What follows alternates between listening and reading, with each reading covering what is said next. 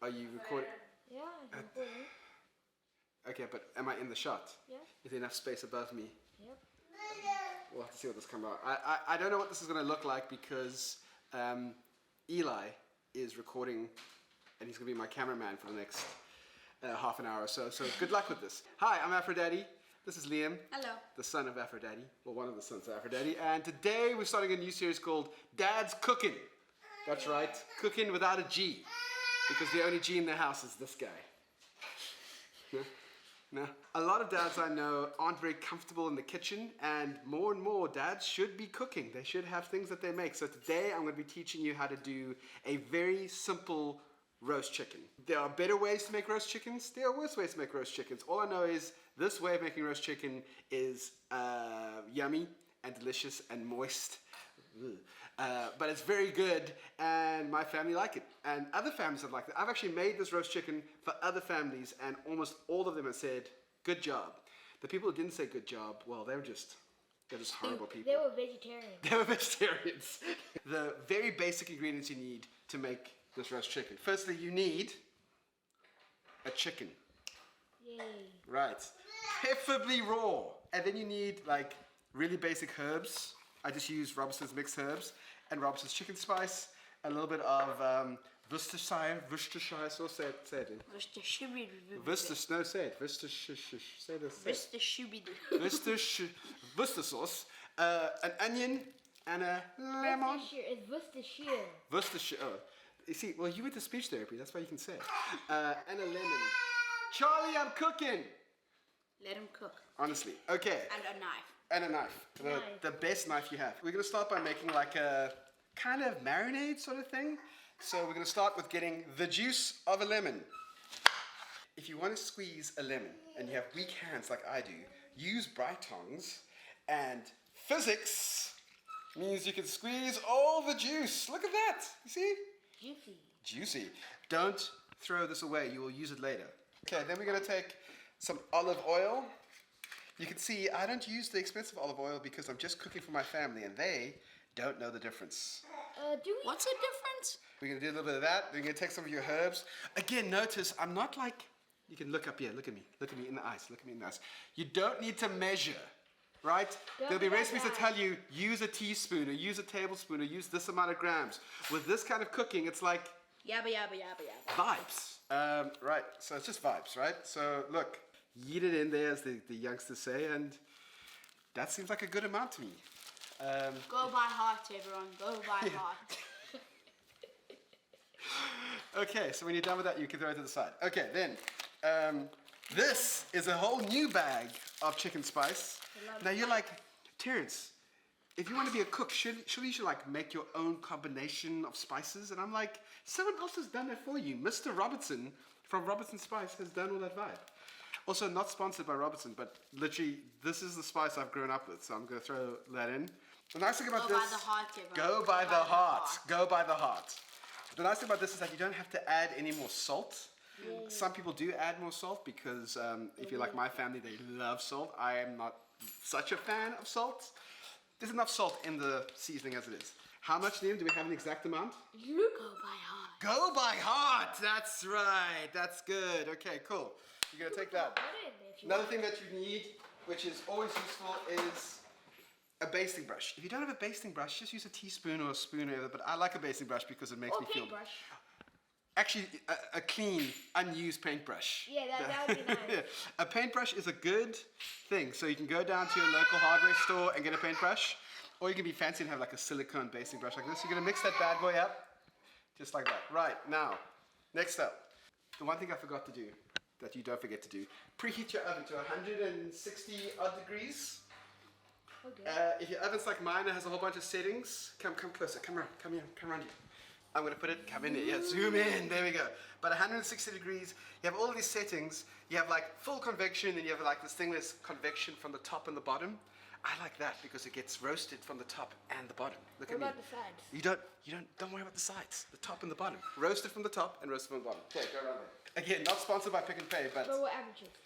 but if you are in the southern suburbs and you happen to be near Plumstead and you happen to be near Gabriel Road in Plumstead, go to the Pick and Pay in Gabriel Road in Plumstead because they are honestly the best. They have the best range of all the stuff. So here's the secret to roast chicken. You gotta put all that seasoning you have in this bowl. You with me? Yep. And you're just gonna baste it all over. You baste that all over. There, baste it all over. Baste. Yoink. Bring the base. Drop the base. See Dad. While Liam's doing that, remember I told you about leaving the lemon skins? Yeah. Cut the half into another half. Some might call that quarters even. We're gonna take that pieces of lemon and we're gonna stuff it into the chicken. Butt. Into the butt. Don't put your and you're gonna volume push on it, high. you're gonna push it as deep as you can, right? Get real up in there. If you hear squelching noises, Don't that's stop. good. Don't stop. You gotta get the lemon flavoring inside and out. Then like you might have 1 or 2 pieces left, and what I'd like to do is just kind of squeeze it in between the wings. Okay, it's time to add the onion to the chicken. There are a lot of ways to peel an onion. People have very smart ways, they're very fancy ways of doing it. I do it the incorrect way, but really it's It gets the job done, so it's good. it's the job done, so it's good. And that's kind of the point of dad cooking, right? Dad cooking is the job done. And if it is, that's all you need. That's one. That's good. And is the food kind of yummy? And then the answer is yes. And if the answer is yes to both of those questions, like, is the family fed and was the food kind of yummy? Well, then you've done your job. So you don't have to worry about like super specialized way of cutting an onion. The point I'm trying to make is you can go with the flow with this, right? Do it in whatever way works for you. And this is the way I found it works for me, right? So we're gonna cut the onions into big chunks. Like, don't worry about cutting it too fine. Because again, these onions are gonna go up the chicken's butt, as my children like to say. Right, there we go, up the chicken's butt. Up the chicken's butt. This bird's getting stuffed. This is one stuffed bird. Again, this is just about adding moisture and flavors to the chicken. You don't want a chicken to dry up because it's like, oh, I've got nothing left inside of me. So you're giving it everything it needs. I'm giving it juice. You're giving it juice. Liam, can you pop that in the oven for us? You like come around, let's get a shot of it going in the oven. You like the shot be straight. Is that possible? What do you mean by that? All good. So there's 2 things that I would normally do at this point. One I can't do because I don't have it. We ran out of aluminium. We ran out of aluminium foil yesterday. So normally I would wrap that whole thing in aluminium foil to make it like extra juicy, really keeping all of those chicken juices flowing in and around each other. The other thing I would do at this point while I'm waiting is have a beer. Chug. I'm not going to chug, that's not what we do. Now the beer is important. It doesn't have to be alcoholic, but it does have to be something that refreshes you, makes you feel like this is worthwhile doing. So I'm going to set the timer for about 25 minutes. I'm putting it 25 minutes because it's going to be nice and slow. It's not a very hot temperature. Really want to make sure that it gets cooked through nicely for 25 minutes. Then I'll flip it, cook it for another 15 minutes the other side, flip it back, and put the heat up to like make it nice and crispy on the outside. Okay, so the chicken's almost done. Well, the first phase of chicken's almost done. On the stove at the moment, I've got potatoes that's boiling for mashed potatoes over here, and I've got mealies boiling away there. So we're gonna do like roast broccoli, mashed potatoes, gravy, mealies, maybe some string beans. We'll see how it goes. Okay, so that's starting to look good. Now again, if you'd covered this in aluminium foil, there'd be a lot more chicken juice kind of floating around, and that's great. Because we don't have aluminium foil, we're not doing it that way today, but you know what? It's still going to be good. What we want to do now, though, is flip the chicken over to give the underside a bit of a chance to really get nice and cooked. This is always the thing I struggle with the most. Okay, Liam, help me out here. How are we going to do this? Oh! Ah! My 1-year-old screaming at me. We lost some skin, we lost some stuffing. Again, No, the stuffing's falling out. that's fine. Hopefully you didn't use all of your kind of, what do we call this? Marinade earlier, because you're going to now re-marinate the bottom. Again, the goal for this chicken is to be as moist as possible while still being cooked through. At this point you might be tempted to increase the heat in the oven because now you want to get the chicken done because You're hungry, your son is hungry, your other son is hungry, yeah? The third son. The third son is also hungry, but he's breastfeeding, so he's fine.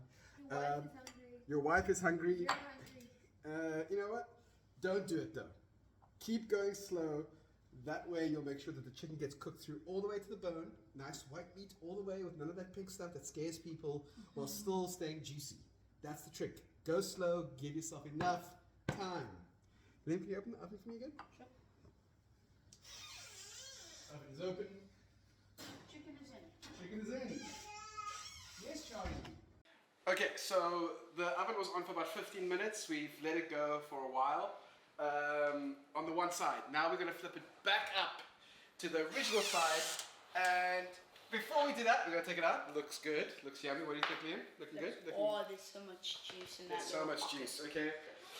And we're going to bump up the heat to about 200 degrees because now we really wanted to get nice and crispy on the top, like that skin, crispy chicken skin vibes. If you have covered this with foil at this point, now's the time to take the foil off. The other thing is you might find that there's a lot of like excess chicken juice that you don't want it to be cooking in the juice because you don't want to be boiling the chicken, you want to be roasting the chicken. So what you would have to do then is drain that juice off, but don't just throw it away. Put it into a pot, add some gravy powder to it, and then you get like a lovely chicken gravy, Yeah, right? that's a nice gravy. Right, let's flip this bad boy. I'm going to try and do this because it's a bit hectic, right? Yeah. Okay. Side view in this. Yeah, try the side view. Okay, right. That's exactly what we want it to look like. Liam, can you do the last basting for us, please? Sure.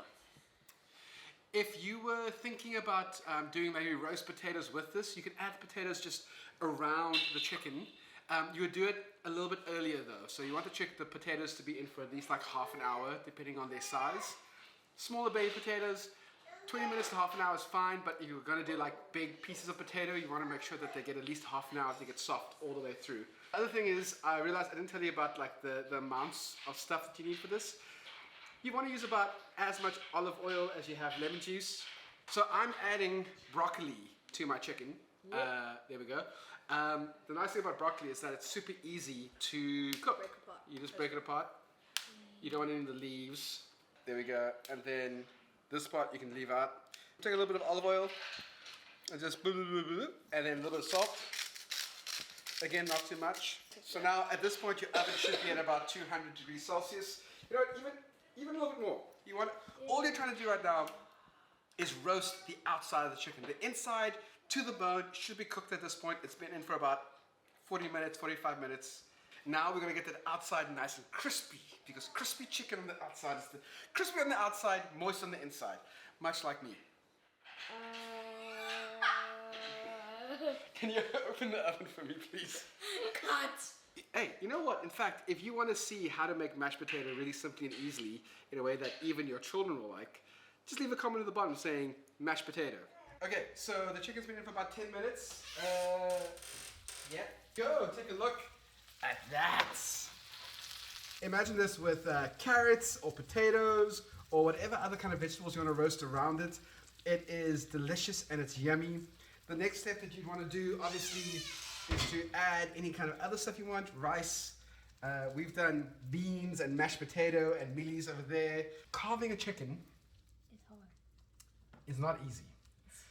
But if you're just cooking for your family, don't worry about carving it perfectly. Just get big chunks of chicken, put it on a plate with the delicious vegetables, and serve, right? That's what I do with you guys. If you really want to try and cut it properly, you're going to cut down there to the bone, you're going to cut through there, through there, and through there, and through there, and you should have like 8 pieces of chicken of varying kinds. I hope that this has given you some idea of how to make a simple, delicious, and a good-looking roast chicken. Trust me, if you have this with like broccoli and potatoes and carrots and a bunch of roast veg, and you bring that out onto the table and you put it in front of people, they'll be like, wow. And you'll be like, it was so easy. Anyway, bon appetit and enjoy your chicken. Look at that stuffing.